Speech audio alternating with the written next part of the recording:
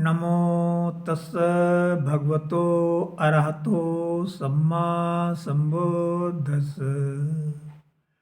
नमो तस् भगवतो अरहतो सम्मा संबुद्धस्।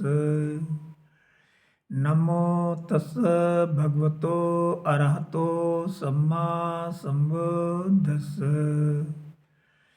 नमो तस् भगवतो अरहतो सम्मा संबुद्धस्।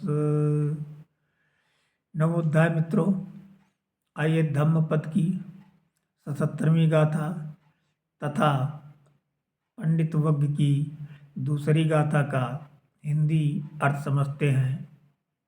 गाथा इस प्रकार है।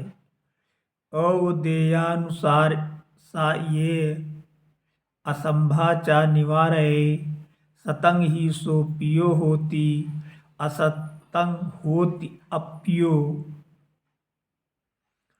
ओवदेयानुसासेय असंभा चा निवारये सतंग ही सो पियो होती असतंग होती अप्यो। ओवदेय अनुशासये, ओवदेय उपदेश देने वाला, अनुशासये अनुशासन करने वाला, क्या और असंभा असभ्या असभ्य आचरण करने वाला, क्या और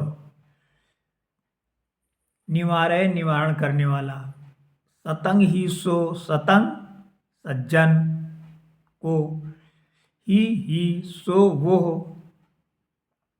पियो प्रिय होता है, असतंग असतंग असज्जनों को होता है, अप्रियो अप्रिय। अर्थात जो उपदेश देता है, अनुशासित करता है और गलत कामों को करने से रोकता है, वो सज्जनों को प्रिय होता है और दुर्जनों को अप्रिय होता है। उपदेशक सज्जनों को प्रिय और दुर्जनों को अप्रिय होता है। आइए इस गाथा को अस्सी जी तथा पुनब्बस की कथा से समझते हैं। एक बार भिक्षु अस्सी जी और पुनब्बस अपने शिष्यों के साथ कीटागिरी गांव में रुके हुए थे। यहाँ उन्होंने कुछ पेड़ पौधे और फल फूल बोए ताकि उनसे कुछ पैसे निकल सके। ऐसा करना विनय के नियम के विपरीत था। वे इन पौधों से फूल निकलवाते थे और माला बनवाते थे। वे परिवार वाले कुमारियों, स्त्रियों, बंधुओं, बालाओं के लिए अपने साथ माला ले जाते थे।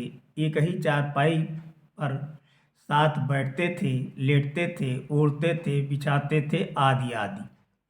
उनका इन स्त्रियों के साथ उठना बैठना, घूमना सोना होता था। वे माला इत्र तथा उपटन भी लगाते थे, नाचते थे, गाते थे, बजाते थे, दौड़ते थे। एक दिन एक भिक्षु कीटागिरी आया। वह एक उपासक के घर गया और वहीं भोजन किया। भोजन के बाद उपासक ने उस भिक्षु से प्रश्न किया, बनते आप यहाँ से कहाँ जाएंगे? मैं श्रावस्ती जाऊंगा। तब उपासक ने उस भिक्षु से प्रार्थना की, वहां पहुंचकर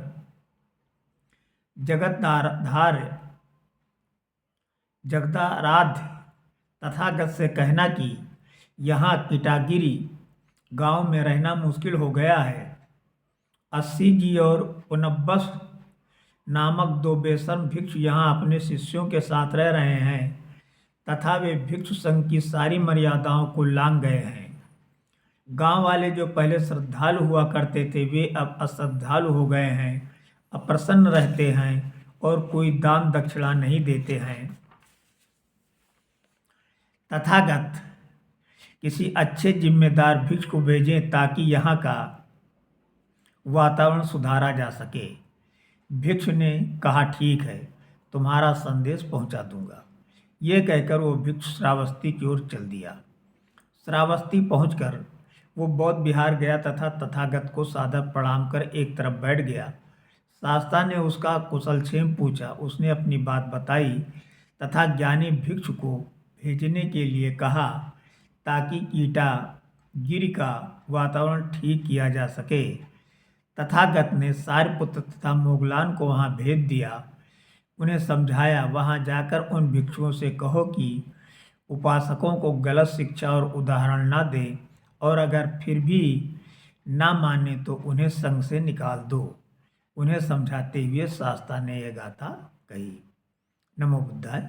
गाथा समाप्त।